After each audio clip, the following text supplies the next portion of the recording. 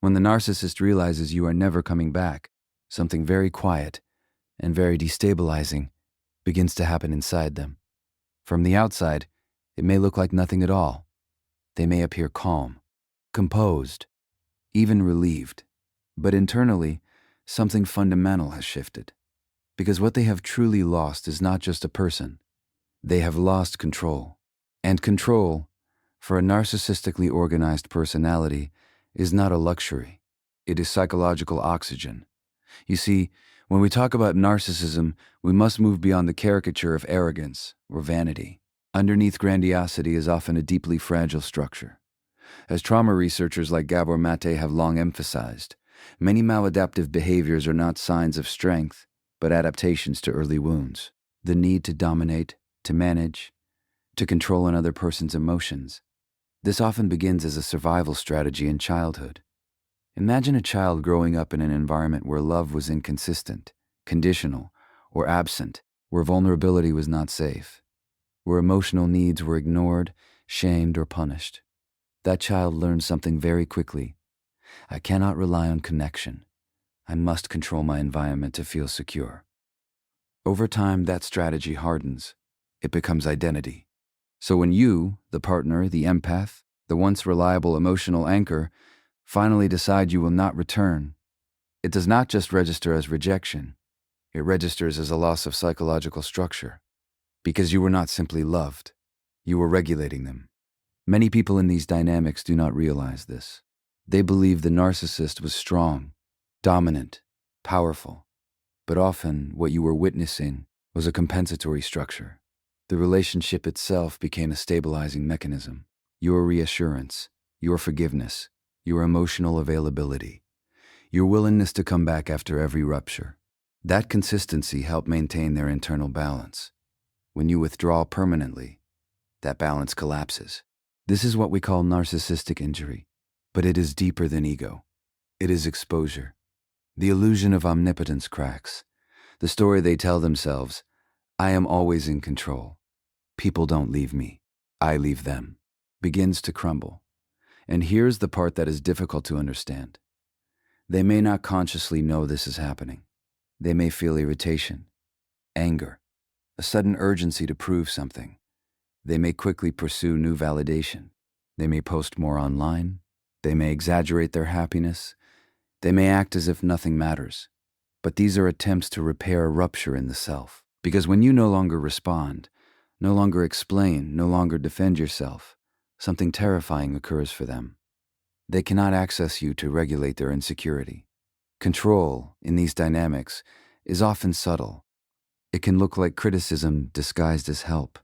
It can look like emotional withdrawal to provoke pursuit. It can look like triangulation.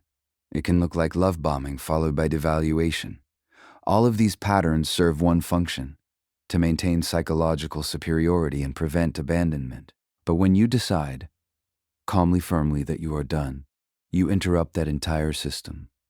And systems do not collapse quietly. Inside there is often a surge of panic, not because they have lost love in the mature sense, but because they have lost certainty. They can no longer predict your behavior. They can no longer provoke a reaction. They can no longer access the reassurance that, no matter what happens, you will return. The illusion of control depended on your participation. When you step out of the dance ends. Now I want to be very careful here. This is not about demonizing anyone.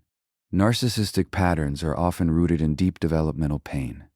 When a child is not mirrored appropriately, when their authentic self is not seen and validated, they may construct a false self, a performance, a grandiose shell that protects the vulnerable core.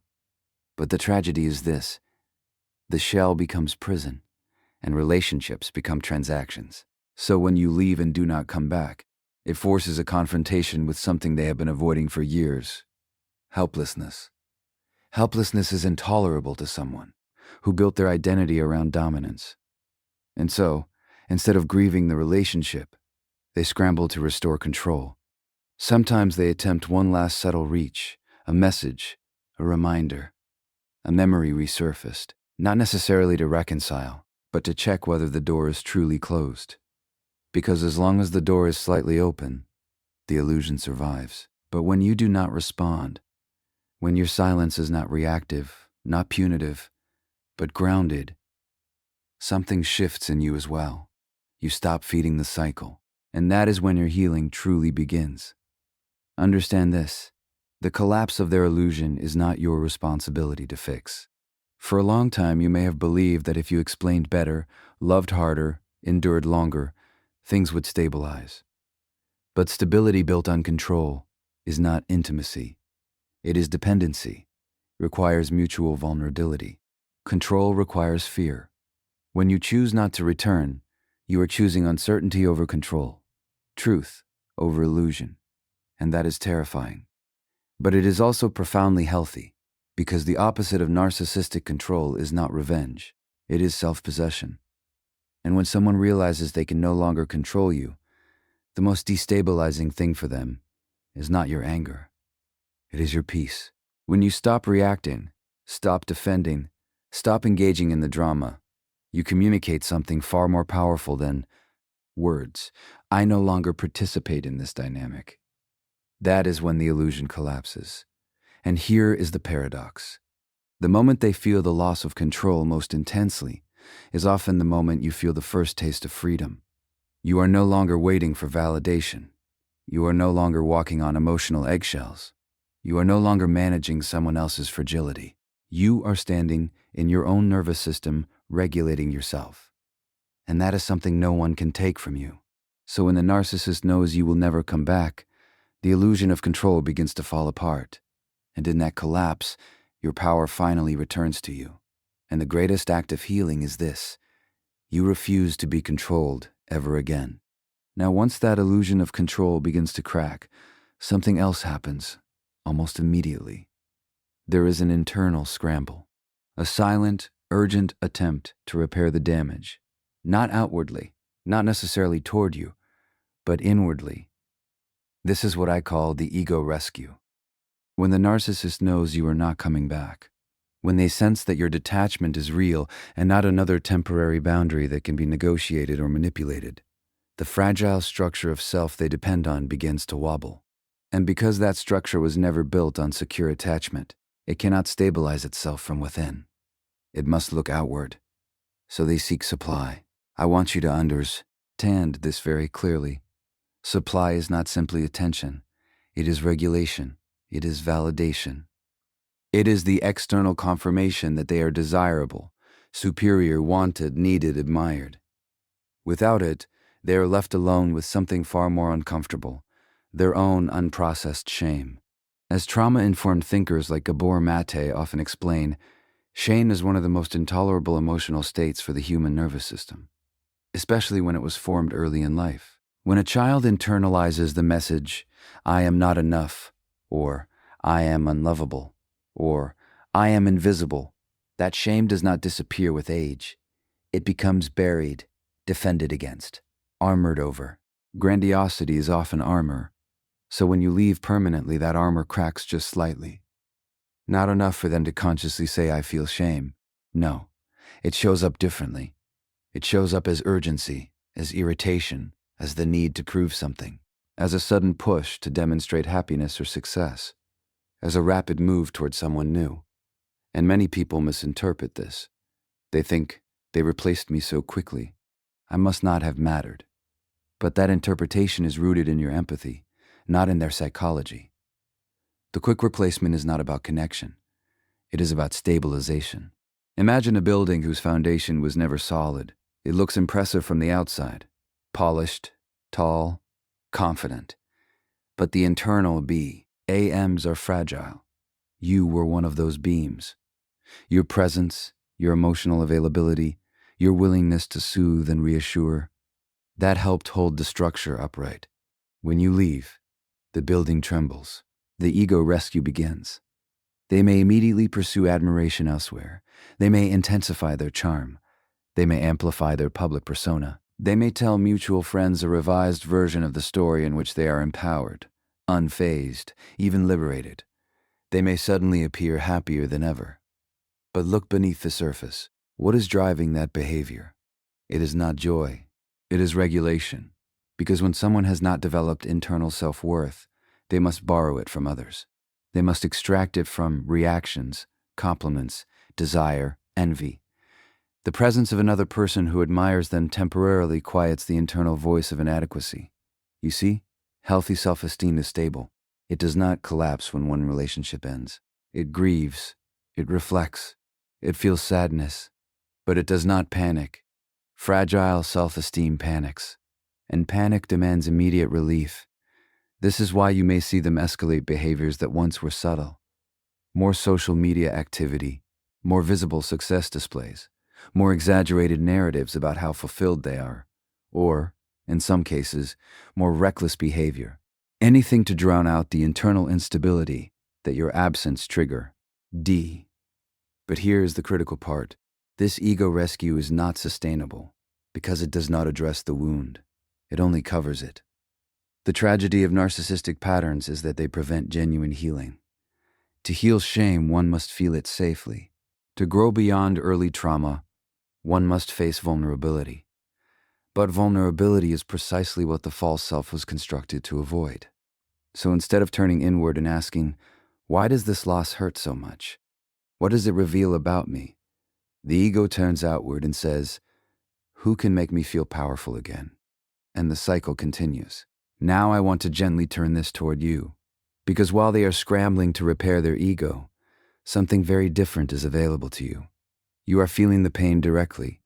You are not bypassing it with distraction. You are not numbing it with admiration from strangers. You are sitting with the grief, the confusion, the anger, the betrayal, the loneliness, and that feels unbearable at times.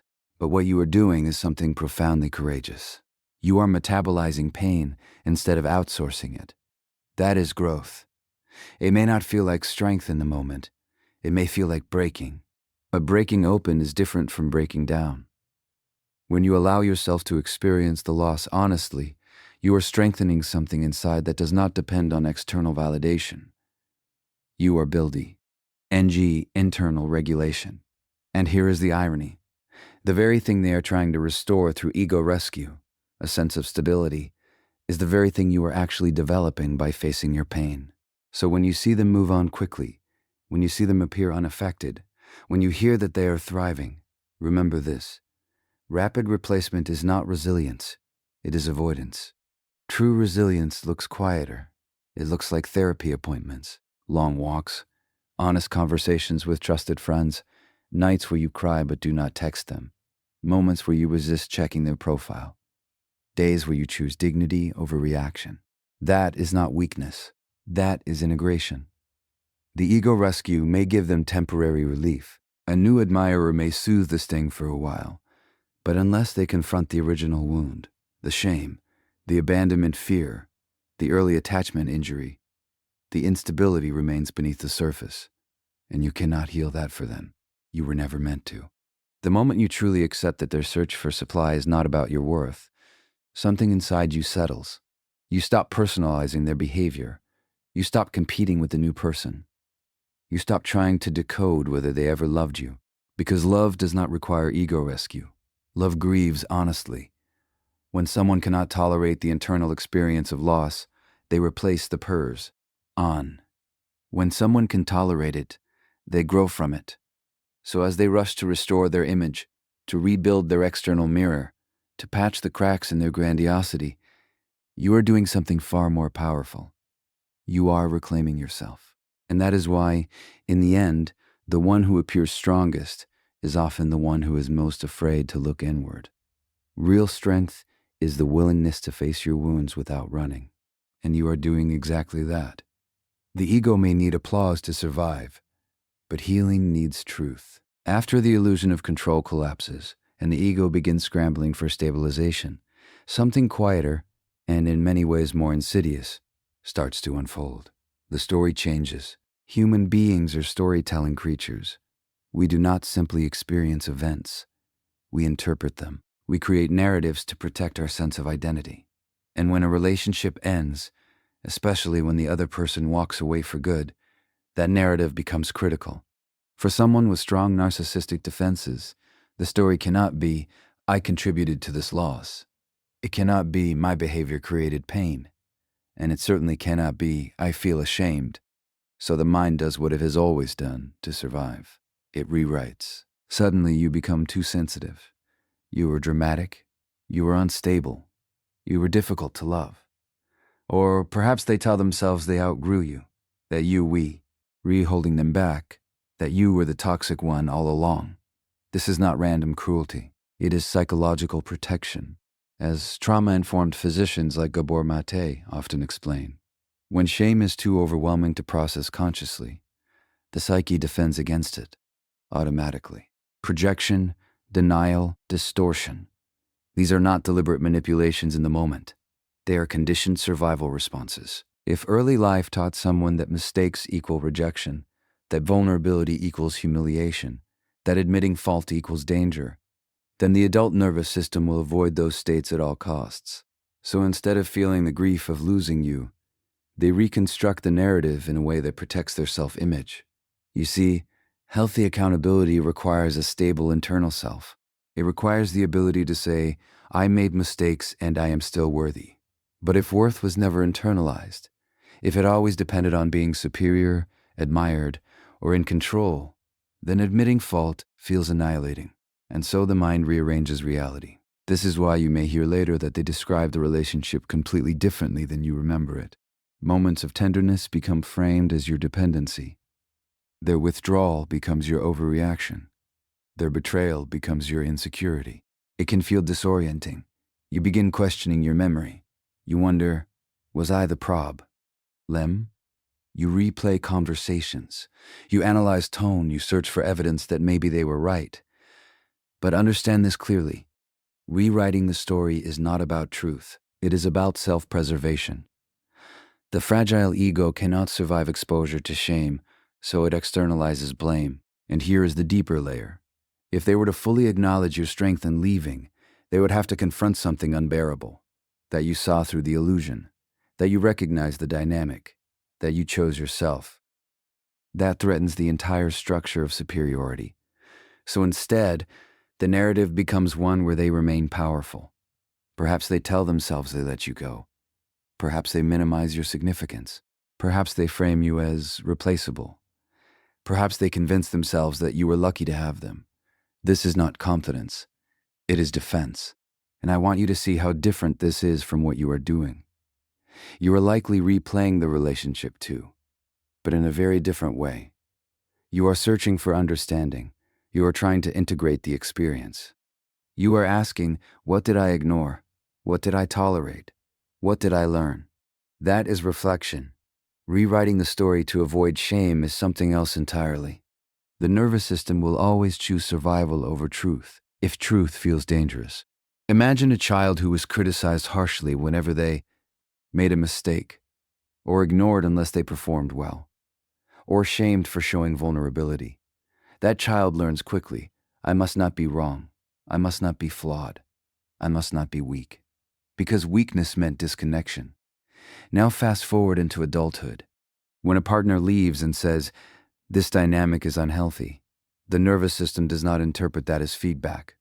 It interprets it as threat. And so it protects. It protects by reshaping the narrative. The difficulty for you is that this rewriting can feel like erasure. As if the love, the intimacy, the shared experiences meant nothing. As if your pain is invalidated. As if you are being reduced to a caricature in a story you once lived. That hurts deeply. But I want you to consider something liberating. You do not need to participate in their version of the story. You do not need to correct it. You do not need to defend yourself to mutual friends. You do not need to prove your reality. Your healing does not require their agreement. In fact, one of the most powerful moments in recovery is when you stop arguing with someone else's narrative and begin anchoring into your own. You know what you experienced. You know the moments of walking on eggshells, the subtle criticisms, the emotional withdrawals, the confusion after arguments, the cycles of idealization and devaluation. You know the impact on your body, the anxiety, the hypervigilance, the exhaustion. Your nervous system does not lie. And when they rewrite the story, it is not a reflection of your worth. It is a reflection of their inability to tolerate shame. There is a profound difference between someone who says, "We both struggled and I have things to work on," and someone who says it was entirely your fault. The first statement requires humility. The second requires defense. Rewriting the story allows them to maintain internal coherence. It allows them to walk away feeling intact. But it does not promote growth. Growth requires disruption. Growth requires the courage to look inward and say, what is my part in this? What patterns am I repeating? What pain am I avoiding? And that kind of introspection is deeply uncomfortable. So when you hear the distortions, when you become aware of the narrative shifts, do not be surprised. Do not be shaken. Understand it as a predictable stage in the collapse of the illusion. First, control slips away. Then, the ego scrambles for supply. And now, the story is reconstructed.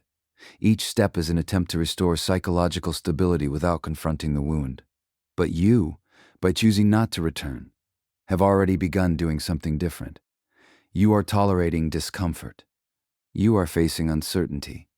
You are resisting the urge to rewrite your own story to make it less painful. Instead, you are integrating it honestly, and that is how real healing happens. So let them rewrite. Let them protect their image. Let them construct a version of events that soothes their ego. You do not need their narrative to validate your truth. Because healing is not about winning the story. It is about reclaiming your reality. And the moment you stop defending yourself against someone else's distortion is the moment you step fully into your own power. Truth does not need rewriting. It only needs courage. After the story has been rewritten and the ego has found temporary stabilization, there is often one more movement, subtle, almost invisible if you are not paying attention. They test the door, not always dramatically, not always with a grand declaration. In fact, rarely in obvious ways.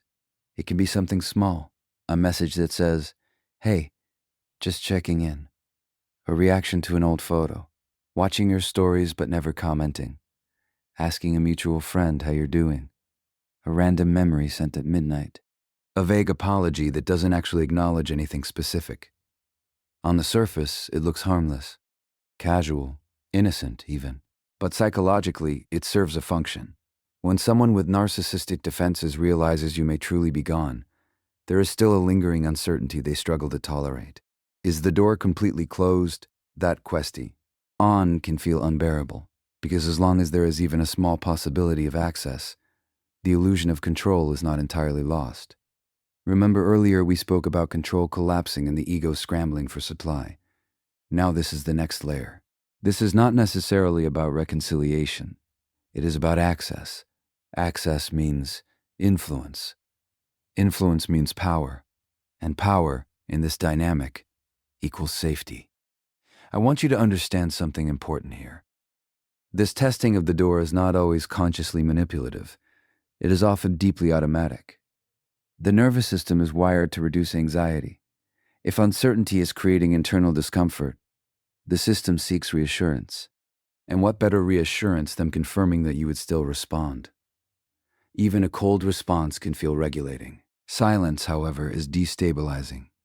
When you do not reply, not from anger, not from pettiness, but from grounded clarity, you create something new in the dynamic, a boundary that does not argue, a boundary that does not explain, a boundary that simply exists, and that can be profoundly unsettling for someone who is accustomed to provoking reaction, because reaction is proof of relevance. If they can make you angry, they matter. If they can make you cry, they matter. If they can pull you into a debate, they matter. Even conflict can feel like connection when someone is operating from an secure attachment system. So sometimes the message is not about love. It is about confirming they still have emotional impact. Let's imagine the internal dialogue. It may not be fully conscious, but it sounds something like this. Let me just see. Let me just check. Let me just make sure I still exist in their emotional world. That is the door test. And here is where it becomes very important for you to understand your own nervous system. When that message arrives, your body reacts, your heart rate shifts, your mind races, old memories resurface. You may feel a mixture of hope and dread. A part of you may think, maybe they've changed. Another part may think, why now? This is not weakness. This is attachment. Attachment does not disappear overnight simply because logic tells you the relationship was unhealthy. The body remembers connection. The body remembers intensity. And intermittent reinforcement, those cycles of affection and withdrawal, create especially strong neurological bonds. So when they test the door, it activates that bond. But here is the difference between where you were and where you are now. Before, a small opening would have led to full re-engagement. A short message would have led to hours of conversation. A vague apology would have been enough to reopen negotiation. Now you pause. That pause is growth, because the test is not only about ether, they can access you. It is about whether you will abandon your boundary. If you respond immediately with emotional intensity, the dynamic resets. The illusion of influence returns. The door, even if slightly ajar, reassures them that they are not truly powerless. But if you respond minimally, neutrally, or not at all, something shifts permanently. You communicate, without drama, that your life no longer revolves around their emotional fluctuations. And that is difficult for someone who built their identity around being central. There is also another possibility. Sometimes the door test is not subtle.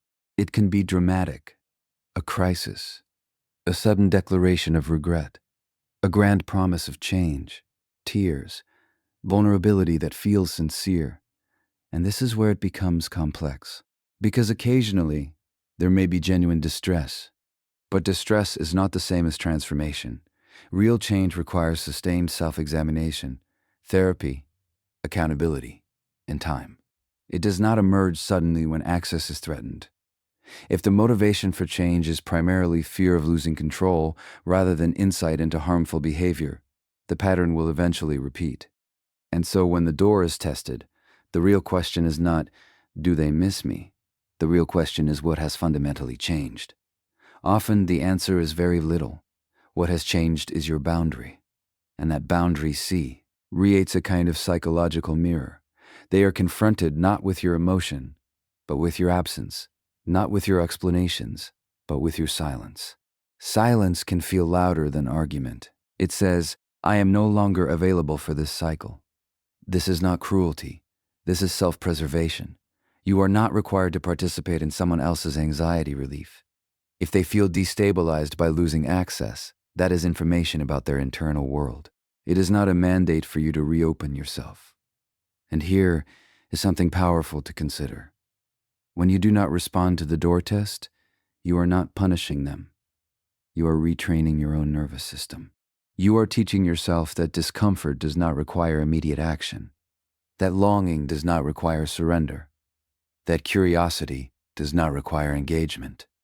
You are strengthening self-trust. In many unhealthy dynamics, self-trust is the first casualty. You ignored red flags. You doubted your intuition. You overrode your discomfort. You prioritize their emotional state over your own. Now, when the door is tested and you choose not to re-enter, you restore that trust. You say to yourself, I believe my experience. I honor my boundary. That is healing in action. And yes, there may be moments of doubt afterward. You may wonder what would have happened if you replied. You may imagine alternate endings. That is, man. But growth is not the absence of doubt. It is the ability to act in alignment with your values despite doubt. So when the narcissist tests the door one last time, understand what is truly happening. It is not destiny. It is not fate. It is not proof of eternal connection. It is an attempt to measure influence. And when you remain grounded, when you let the door stay closed without hostility, without explanation, without performance, you send a message far more powerful than any argument. You are no longer accessible to manipulation. And the greatest freedom you will ever experience is not when they stop testing the door. It is when you no longer feel the urge to open it.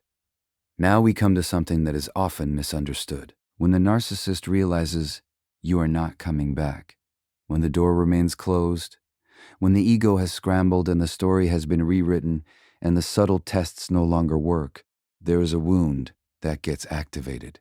But it is not heartbreak in the way you understand heartbreak. It is narcissistic injury. And that distinction matters. When someone with a secure attachment loses a relationship, there is grief, there is sadness, there is longing, there is reflection. There may even be regret. But underneath all of that, there remains a stable sense of self.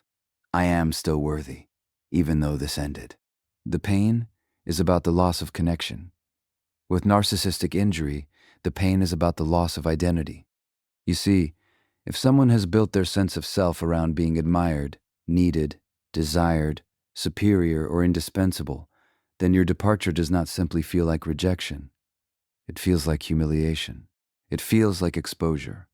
It feels like an attack on the carefully constructed self-image they rely on to function. As trauma-informed thinkers like Gabor Maté have long explained, what we often label as narcissism is not an excess of self-love, but a defense against deep self-rejection. Underneath the grandiosity is often an unhealed wound that says, I am not enough. That wound was formed early, when vulnerability was unsafe, or when love was conditional. So when you leave, especially if you leave calmly, with clarity, without dramatic collapse, you challenge the very foundation of that defense. You are essentially saying, your version of yourself is not enough to keep me. That lands not as sadness, but as injury. An injury demands a response. This is why you may see anger instead of grief, contempt instead of sorrow, mockery instead of reflection, because to grieve would require acknowledging the value of what was lost. It would require recognizing your humanity, and that recognition would also require confronting their own behavior. Injury, on the other hand, see and be externalized. They're ungrateful. They never appreciated me. They were never that special. They'll regret this. These thoughts protect against shame. But let's go deeper. Heartbreak softens a person. It opens them. It allows them to say, this mattered to me. Narcissistic injury hardens. It reinforces the armor. It doubles down on the false self. Why? Because the nervous system is trying to prevent collapse. Imagine again that early child who learned that being wrong or being rejected meant disconnection. If that child internalized the belief that I must be superior to be safe, then any evidence to the contrary becomes intolerable. Your departure becomes proof that they are not as powerful, not as irresistible, not as central as they believed. And that threatens psychic survival. So instead of feeling, they defend. Instead of reflecting, they react.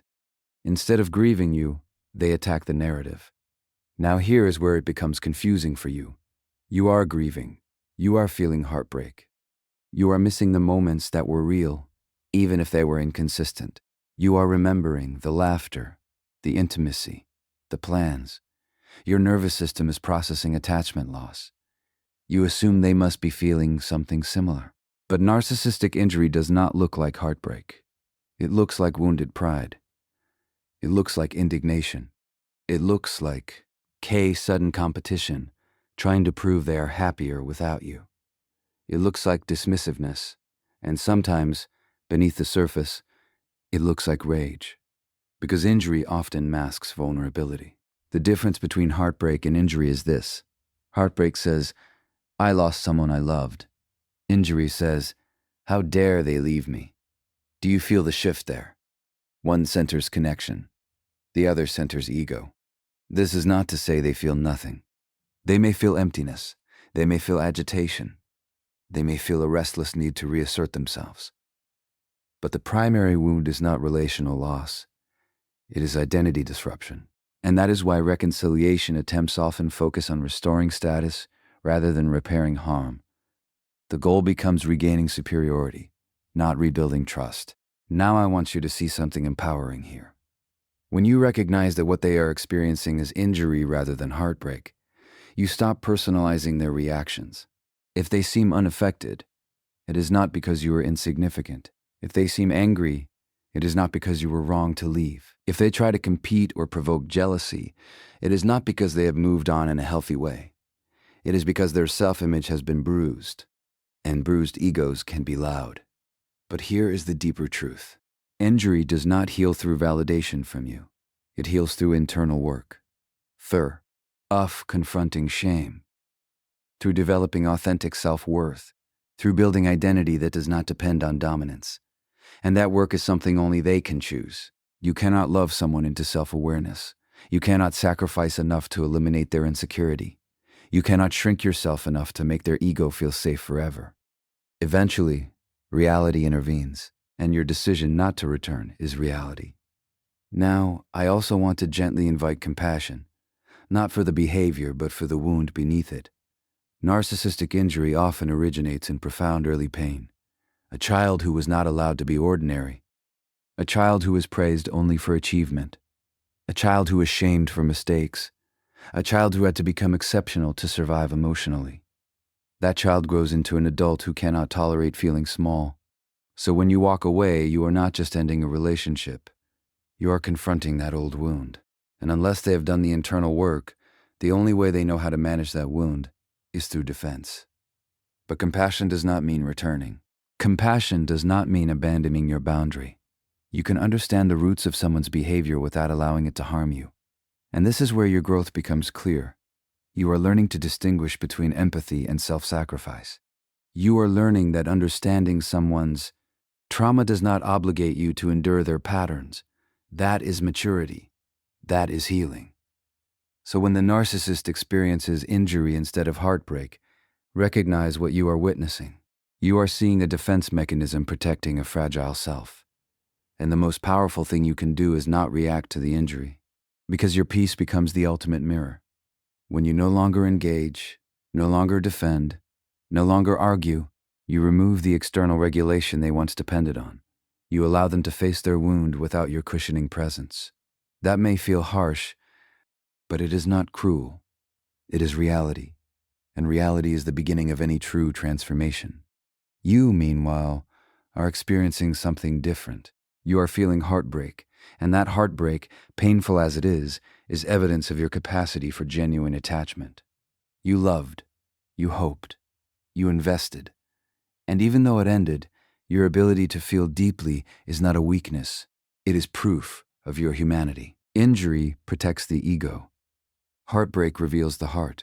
And in the end, it is always better to have a wounded heart that can heal than a protected ego that never grows. Because growth begins the moment we choose truth over defense. By the time we reach this stage, after the illusion of control has cracked, after the ego has scrambled for rescue, after the story has been rewritten, after the do, or has been tested after the injury has flared, something else begins to surface beneath it all. An obsession. But not the kind you might imagine. It is not an obsession with you as a person in the way healthy longing works. It is not a quiet reflection on your laughter, your depth, your shared memories. It is something more structural than that. It is an obsession with supply. You see, in narcissistic dynamics, the partner is often unconsciously assigned a role. That role is to regulate self-worth, to provide admiration, reassurance, validation, attention, emotional reaction, whether positive or negative. In trauma-informed psychology, as voices like Gabor Maté often emphasize, when the internal sense of self was not securely formed in childhood, the adult must source stability externally, and you became that source. Not because you were weak, but because you were responsive, empathic, present. You felt deeply, and you cared deeply. Those qualities are beautiful in healthy connection. In unhealthy dynamics, they become fuel. So when you leave permanently, what disappears is not simply companionship. What disappears is regulation. Imagine someone who has relied on caffeine every single day, for years, not for pleasure, but to function. Now suddenly, the supply is cut off. The body reacts. There is agitation, restlessness, irritability, a search for replacement. The same thing happens psychologically. When the narcissist realizes you will not return, the internal question is not, how do I process this loss? It is often, where do I get what they were giving me? And this is where it becomes deeply clarifying for you. Because for so long you may have believed the bond was unique, irreplaceable, profound in a way that could not be duplicated. But supply, by definition, is interchangeable. That does not mean you are interchangeable as a human being. It means the role you were placed in was not about your individuality, it was about your function. That realization can sting, but it can also liberate. Because if someone is obsessing over replacing supply, what they are truly trying to replace is regulation, not love. They may scroll through social media more aggressively. They may pursue new admirers. They may engage in flirtations. They may intensify charm. They may jump into a new relationship at alarming speed. They may even compare the new person to you, not because they miss you, but because they are assessing whether the new source provides equal or greater validation. It becomes transactional. And here is the internal dialogue that often drives it. Who can admire me? Who can desire me? Who can reassure me? Who can react to me? Notice what is missing. There is no sustained reflection on intimacy, no deep inquiry into mutual growth, no examination of patterns, because obsession with supply is about restoring equilibrium quickly, not transforming the underlying structure. This is why you may observe something curious. Even when they appear to have moved on, even when they are visibly with someone new, they may still monitor you.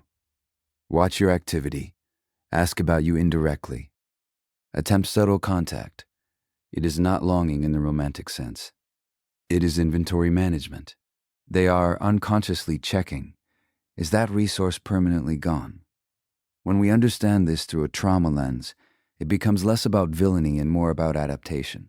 A child who did not receive stable, attuned validation may grow into an adult who constantly scans for external affirmation. The nervous system becomes hyper-focused on signals of approval. So when one source disappears, the system intensifies its search. But here is what is different now. You are no longer participating.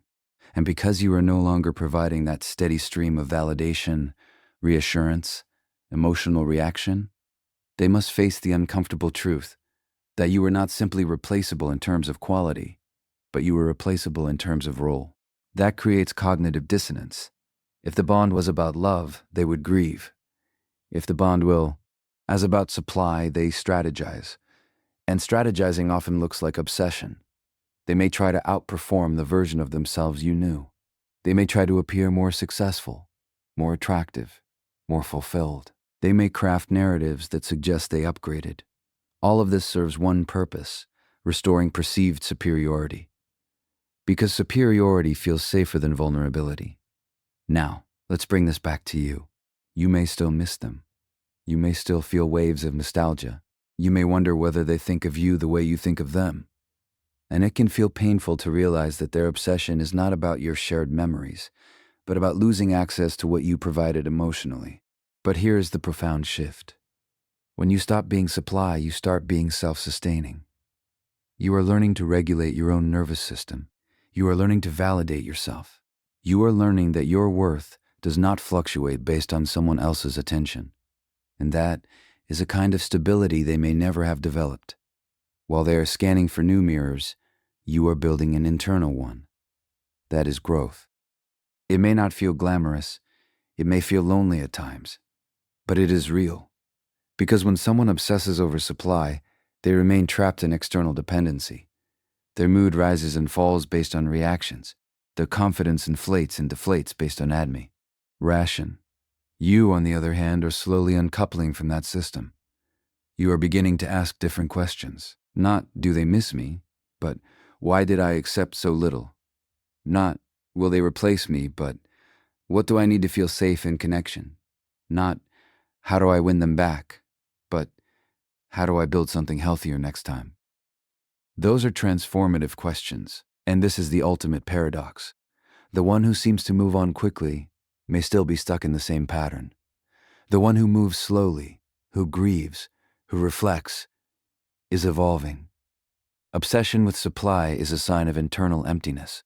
Self-reflection is a sign of expansion. So when the narcissist appears fixated on new admirers, on proving something, on ensuring access, understand what you are witnessing. It is not proof that you are insignificant. It is proof that they never learned how to generate worth internally. And you cannot teach someone that by staying. You teach it by leaving.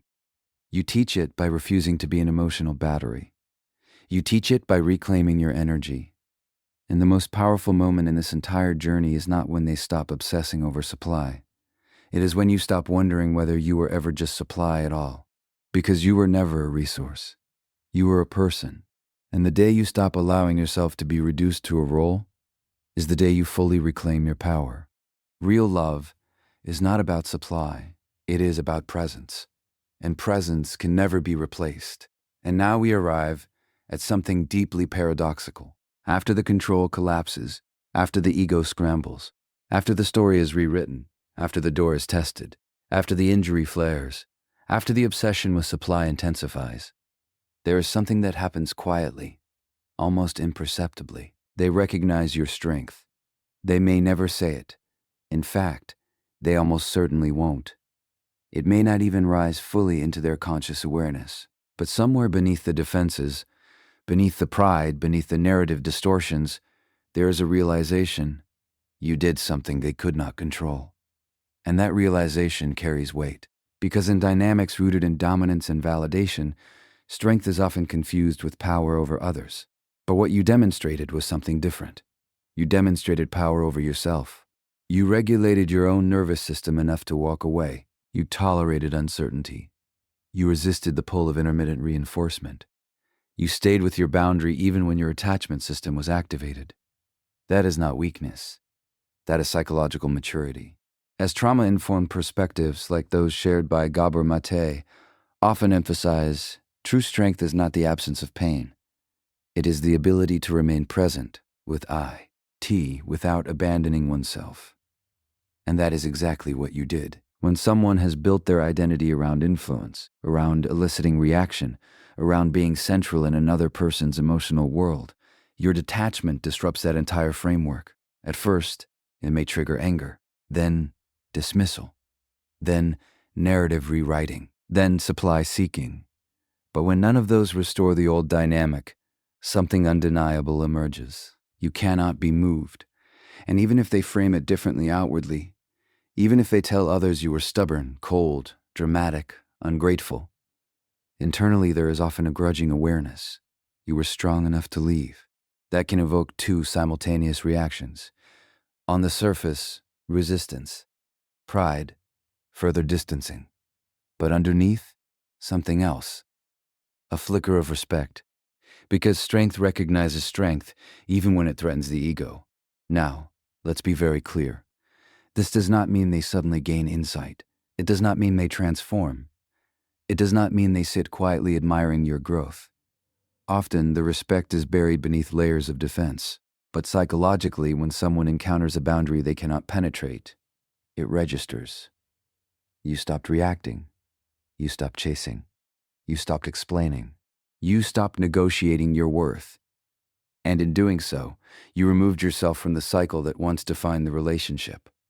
That particularly if you were the empathic one, the one who tried to understand, the one who justified behavior through compassion, the one who saw their childhood wounds and wanted to help.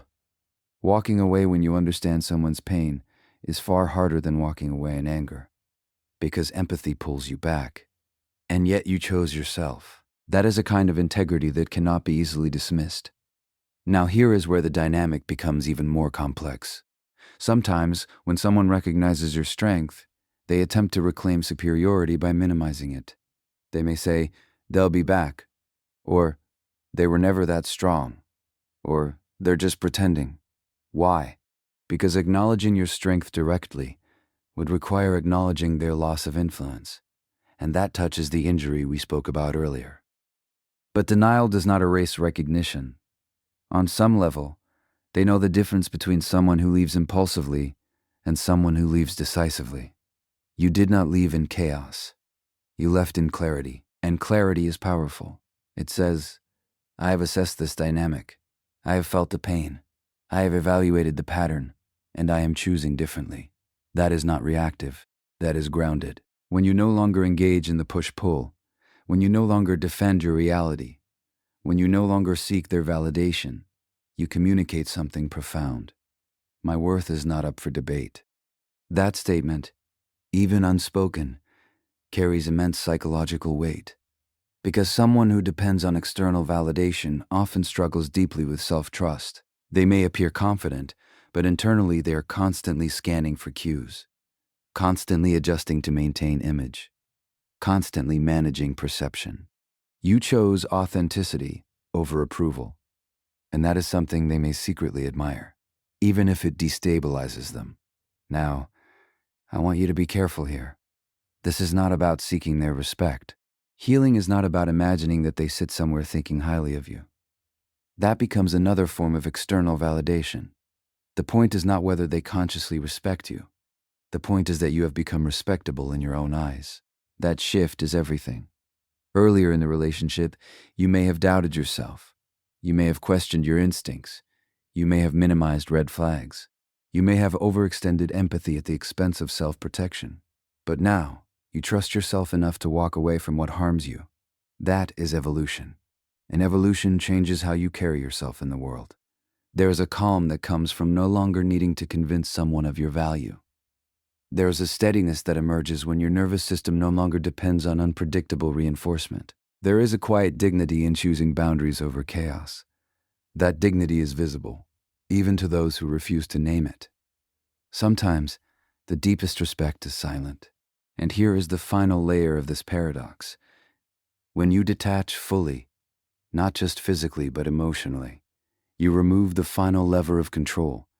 You no longer need them to acknowledge your strength. You no longer need them to regret losing you. You no longer need them to validate your experience. And that in itself is the ultimate liberation. Because the most powerful position you can occupy is not the one where someone else recognizes your value. It is the one where you recognize it without them. So yes, somewhere beneath the defenses, beneath the pride, beneath the rewritten stories and the ego rescues, there may be an unspoken awareness of your strength. But what matters far more is this: you discovered it yourself. And once you discover your own strength, you never again mistake control for love. Real power is not in being needed. It is in knowing you can walk away and remain whole.